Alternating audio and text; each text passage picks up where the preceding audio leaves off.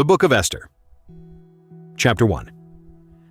Now it happened in the days of Ahasuerus. This is Ahasuerus, who reigned from India even to Ethiopia, over 127 provinces, that in those days, when the king Ahasuerus sat on the throne of his kingdom, which was in Shushan the palace, in the 3rd year of his reign, he made a feast for all his princes and his servants, the power of Persia and Media, the nobles and princes of the provinces, being before him. He displayed the riches of his glorious kingdom and the honor of his excellent majesty many days, even 180 days.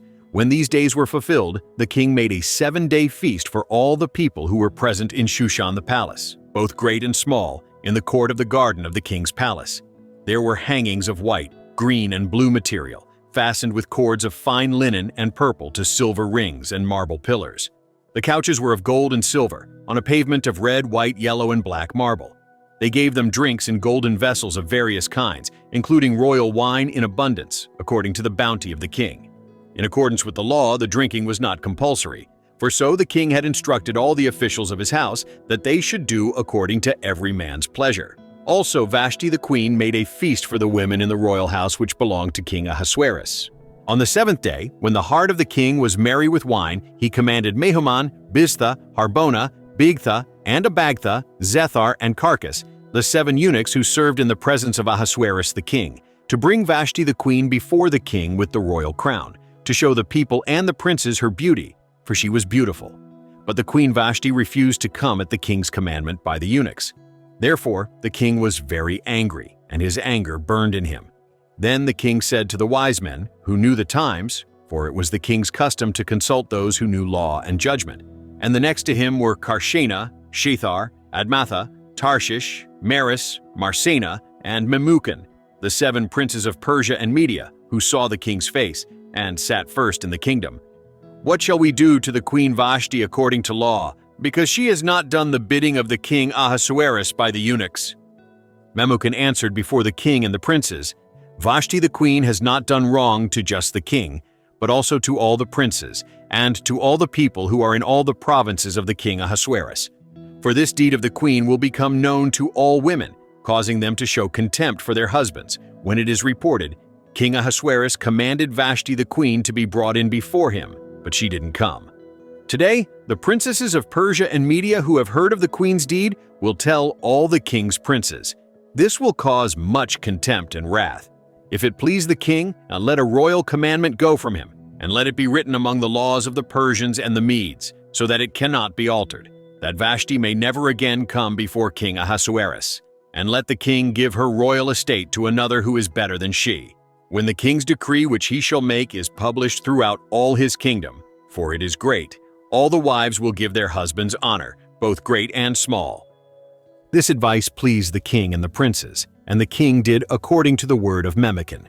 For he sent letters into all the king's provinces, into every province according to its writing, and to every people in their language, that every man should rule his own house, speaking in the language of his own people.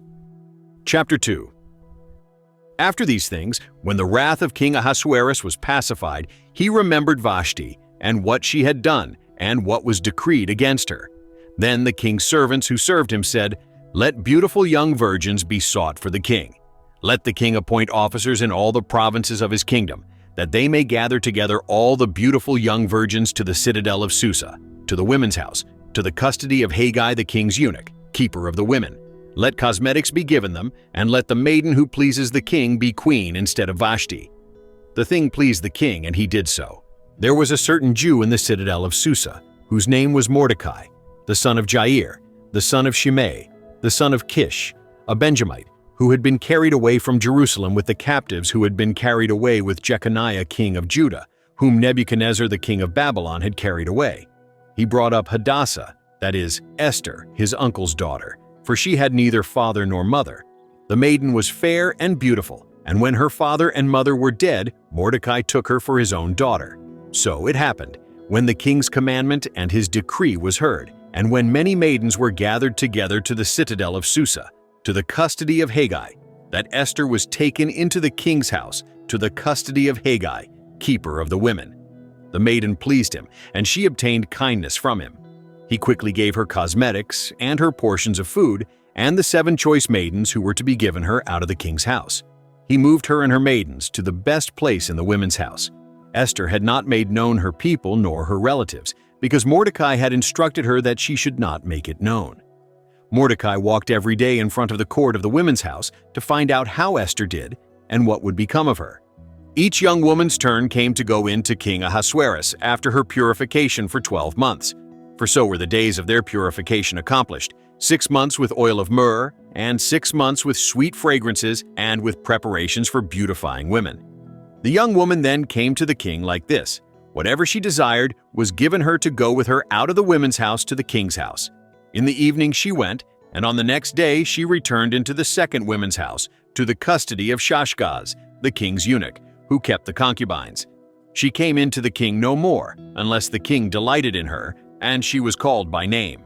Now when the turn of Esther, the daughter of Abihail, the uncle of Mordecai, who had taken her for his daughter, came to go in to the king, she required nothing but what Haggai, the king's eunuch, the keeper of the women, advised. Esther obtained favor in the sight of all those who looked at her. So Esther was taken to King Ahasuerus into his royal house in the 10th month, which is the month Tebeth, in the 7th year of his reign. The king loved Esther more than all the women, and she obtained favor and kindness in his sight more than all the virgins, so that he set the royal crown on her head and made her queen instead of Vashti. Then the king made a great feast for all his princes and his servants, even Esther's feast, and he proclaimed a holiday in the provinces and gave gifts according to the king's bounty. When the virgins were gathered together the second time, Mordecai was sitting in the king's gate. Esther had not yet made known her relatives nor her people, as Mordecai had commanded her, for Esther obeyed Mordecai, like she did when she was brought up by him. In those days, while Mordecai was sitting in the king's gate, 2 of the king's eunuchs, Bigthan and Teresh, who were doorkeepers, were angry and sought to lay hands on the king Ahasuerus. This thing became known to Mordecai, who informed Esther the queen, and Esther informed the king in Mordecai's name. When this matter was investigated and it was found to be so, they were both hanged on a tree. And it was written in the book of the Chronicles in the king's presence. Chapter 3. After these things, King Ahasuerus promoted Haman the son of Hammedatha the Agagite, and advanced him, and set his seat above all the princes who were with him. All the king's servants who were in the king's gate bowed down, and paid homage to Haman, for the king had so commanded concerning him. But Mordecai didn't bow down, or pay him homage. Then the king's servants, who were in the king's gate, said to Mordecai, "Why do you disobey the king's commandment?"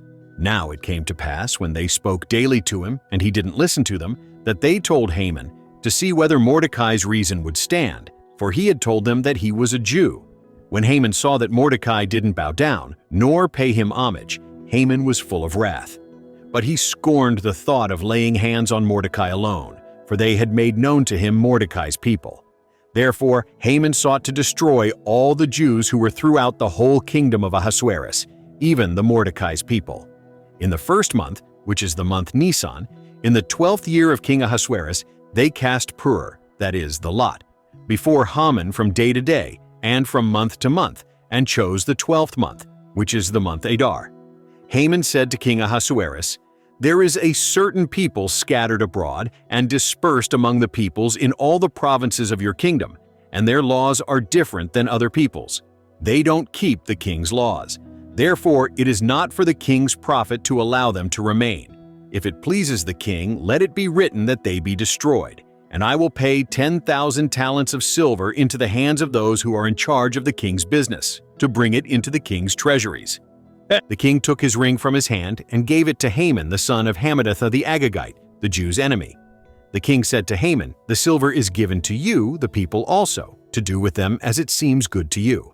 Then the king's scribes were called in on the 1st month, on the 13th day of the month, and all that Haman commanded was written to the king's satraps, and to the governors who were over every province, and to the princes of every people, to every province according its writing, and to every people in their language.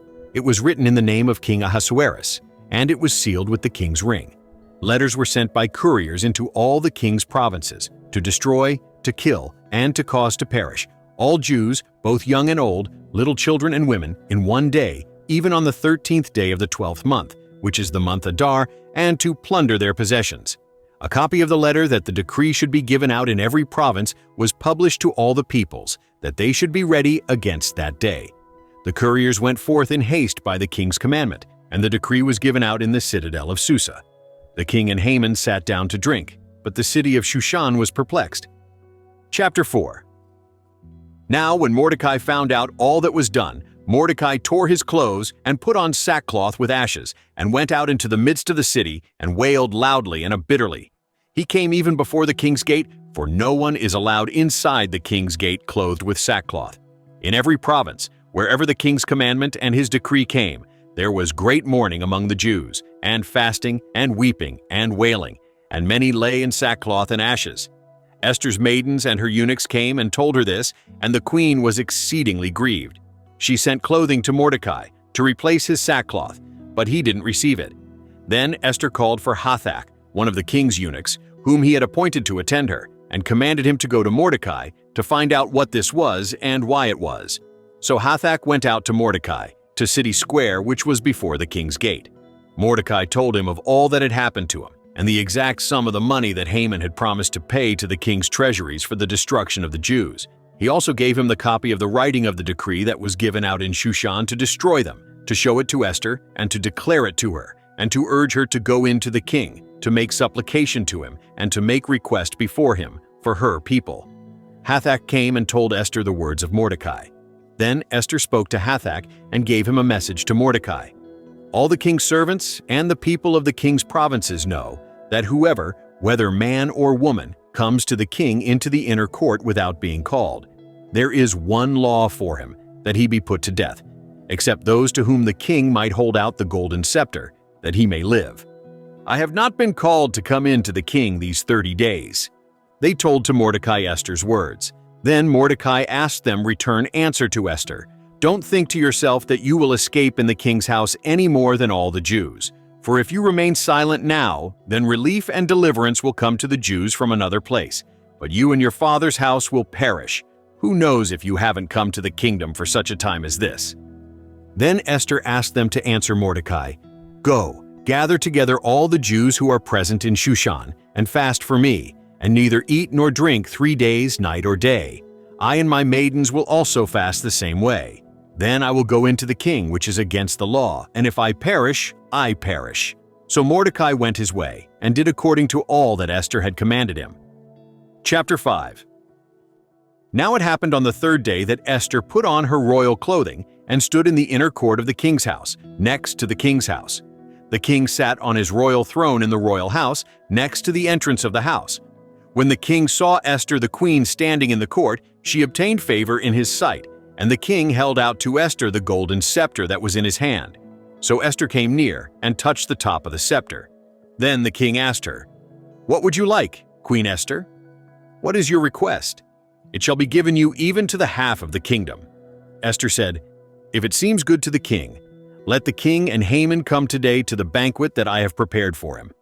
Then the king said, Bring Haman quickly, so that it may be done as Esther has said.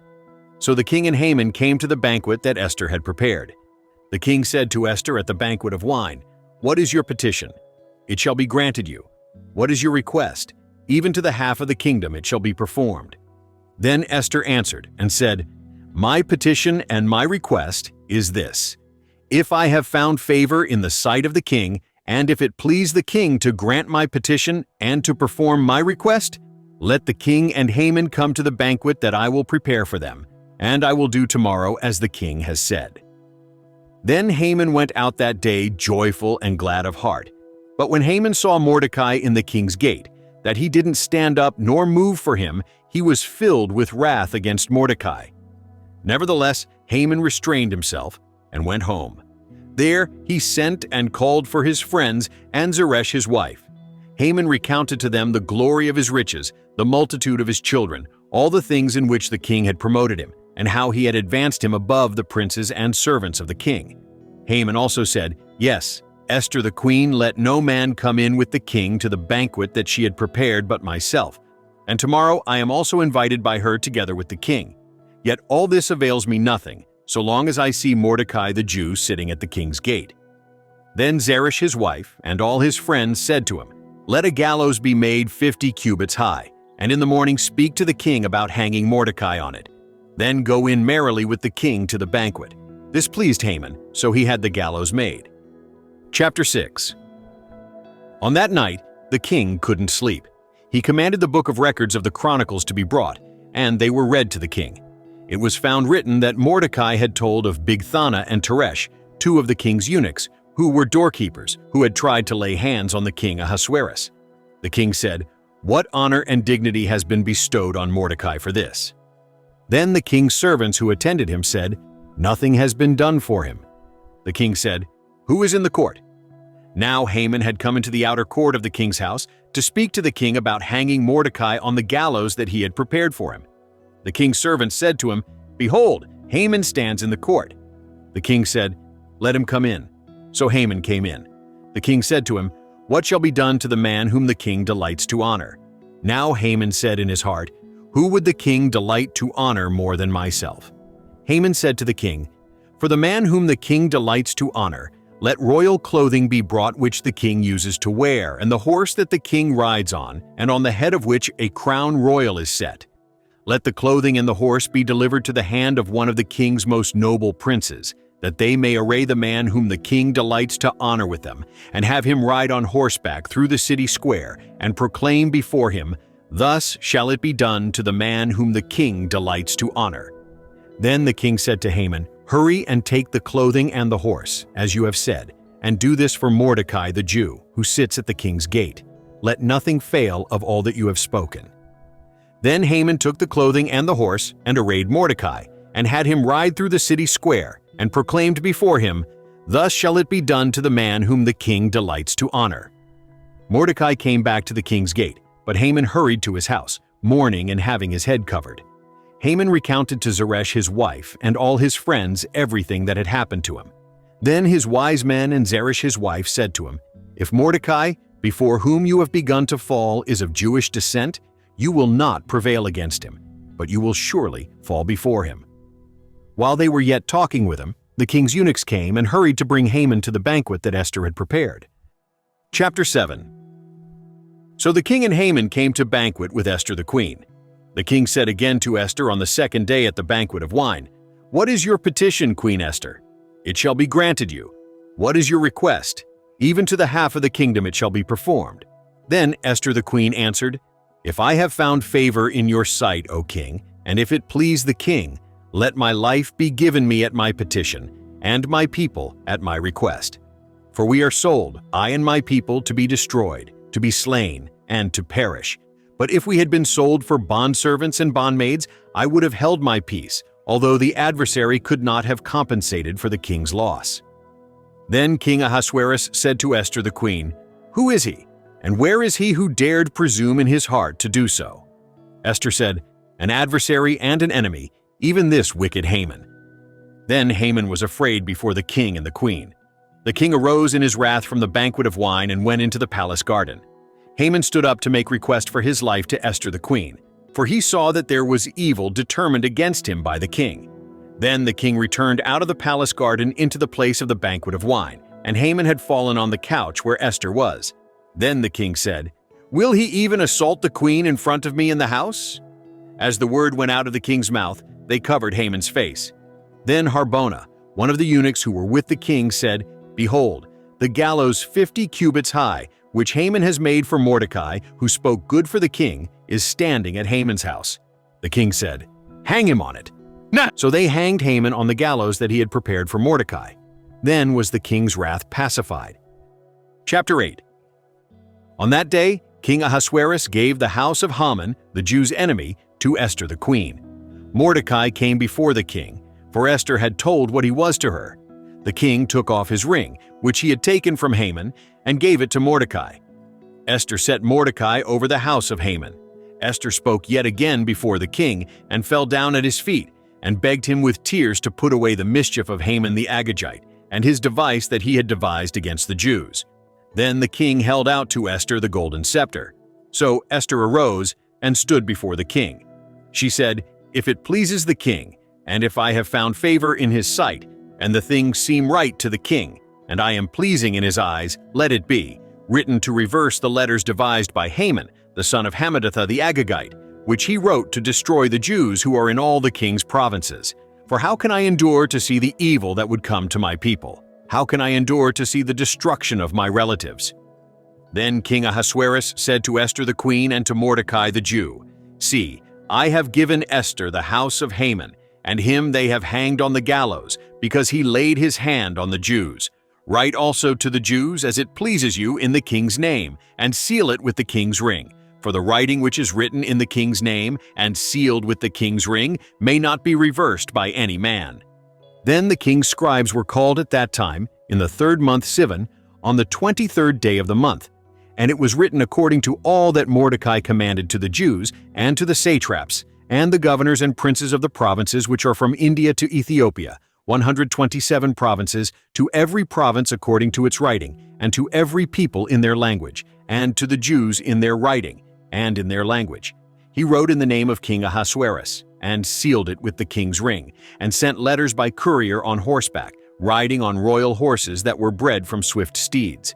In those letters, the king granted the Jews who were in every city to gather themselves together and to defend their life, to destroy, to kill, and to cause to perish all the power of the people and province that would assault them, their little ones and women, and to plunder their possessions on one day in all the provinces of King Ahasuerus, on the 13th day of the 12th month, which is the month Adar. A copy of the letter that the decree should be given out in every province was published to all the peoples, that the Jews should be ready for that day to avenge themselves on their enemies. So the couriers who rode on royal horses went out, hastened and pressed on by the king's commandment. The decree was given out in the citadel of Susa. Mordecai went out of the presence of the king in royal clothing of blue and white, and with a great crown of gold, and with a robe of fine linen and purple. And the city of Susa shouted and was glad. The Jews had light, gladness, joy, and honor. In every province and in every city, wherever the king's commandment and his decree came, the Jews had gladness, joy, a feast, and a good day. Many from among the peoples of the land became Jews, for the fear of the Jews was fallen on them. Chapter 9. Now in the 12th month, which is the month Adar, on the 13th day of the month, when the king's commandment and his decree drew near to be put in execution, on the day that the enemies of the Jews hoped to conquer them. But it was turned out the opposite happened, that the Jews conquered those who hated them. The Jews gathered themselves together in their cities throughout all the provinces of the king Ahasuerus, to lay hands on those who wanted to harm them. No one could withstand them, because the fear of them had fallen on all the people, all the princes of the provinces, the satraps, the governors, and those who did the king's business helped the Jews, because the fear of Mordecai had fallen on them. For Mordecai was great in the king's house, and his fame went out throughout all the provinces, for the man Mordecai grew greater and greater. The Jews struck all their enemies with the stroke of the sword, and with slaughter and destruction, and did what they wanted to those who hated them. In the citadel of Susa, the Jews killed and destroyed 500 men. They killed Parshandatha, Dalphon, Aspatha, Poratha, Adalia, Aridatha, Parmashta, Arisai, Aridai, and Vizatha, the 10 sons of Haman the son of Hammedatha, the Jews' enemy. But they didn't lay their hand on the plunder. On that day, the number of those who were slain in the citadel of Susa was brought before the king. The king said to Esther the queen, "The Jews have slain and destroyed 500 men in the citadel of Susa, including the 10 sons of Haman. What then have they done in the rest of the king's provinces? Now what is your petition? It shall be granted you. What is your further request? It shall be done." Then Esther said, "If it pleases the king, let it be granted to the Jews who are in Shushan to do tomorrow also according to this day's decree, and let Haman's 10 sons be hanged on the gallows." The king commanded this to be done. A decree was given out in Shushan, and they hanged Haman's 10 sons. The Jews who were in Shushan gathered themselves together on the 14th day, also of the month Adar, and killed 300 men in Shushan. But they didn't lay their hand on the spoil. The other Jews who were in the king's provinces gathered themselves together, defended their lives, had rest from their enemies, and killed 75,000 of those who hated them. But they didn't lay their hand on the plunder. This was done on the 13th day of the month Adar, and on the 14th day of that month they rested and made it a day of feasting and gladness. But the Jews who were in Shushan assembled together on the 13th and on the 14th days of the month, and on the 15th day of that month they rested and made it a day of feasting and gladness. Therefore the Jews of the villages who live in the unwalled towns make the 14th day of the month Adar a day of gladness and feasting, a good day, and a day of sending presents of food to one another. Mordecai wrote these things and sent letters to all the Jews who were in all the provinces of the king Ahasuerus, both near and far, to enjoin them that they should keep the 14th and 15th days of the month Adar yearly, as the days in which the Jews had rest from their enemies, and the month which was turned to them from sorrow to gladness, and from mourning into a good day, that they should make them days of feasting and gladness, and of sending presents of food to one another, and gifts to the needy. The Jews accepted the custom that they had begun, as Mordecai had written to them, because Haman the son of Hammedatha, the Agagite, the enemy of all the Jews, had plotted against the Jews to destroy them, and had cast pur, that is the lot, to consume them, and to destroy them. But when this became known to the king, he commanded by letters that his wicked device, which he had devised against the Jews, should return on his own head, and that he and his sons should be hanged on the gallows. Therefore they called these days Purim, from the word pur. Therefore, because of all the words of this letter, and of that which they had seen concerning this matter, and that which had come to them, the Jews established and imposed on themselves, and on their descendants, and on all those who joined themselves to them, so that it should not fail, that they would keep these 2 days according to what was written, and according to its appointed time, every year, and that these days should be remembered and kept throughout every generation, every family, every province, and every city, and that these days of Purim should not fail from among the Jews, nor the memory of them perish from their seed. Then Esther the queen, the daughter of Abihail, and Mordecai the Jew, wrote with all authority to confirm this second letter of Purim. He sent letters to all the Jews, to the 127 provinces of the kingdom of Ahasuerus, with words of peace and truth, to confirm these days of Purim in their appointed times, as Mordecai the Jew and Esther the queen had decreed, and as they had imposed upon themselves and their descendants, in the matter of the fastings and their cry. The commandment of Esther confirmed these matters of Purim, and it was written in the book. Chapter 10. King Ahasuerus laid a tribute on the land and on the islands of the sea, all the acts of his power and of his might, and the full account of the greatness of Mordecai, to which the king advanced him. Aren't they written in the book of the Chronicles of the kings of Media and Persia? For Mordecai the Jew was next to King Ahasuerus, and great among the Jews, and accepted by the multitude of his brothers, seeking the good of his people, and speaking peace to all his descendants. Thank you for joining us for this full Bible reading. If you found it meaningful, please take a moment to like this video and subscribe to our channel. Subscribing helps us grow and continue producing more full-length Bible readings and study resources. We'd love to hear from you in the comments. What Bible version do you prefer? Which book would you like us to read next? Are there any other Christian books you'd like us to feature? For more resources and ways to support the channel, check the links in the description. Some are affiliate links, which help us at no extra cost to you. Thank you again, and may God bless you and guide you always.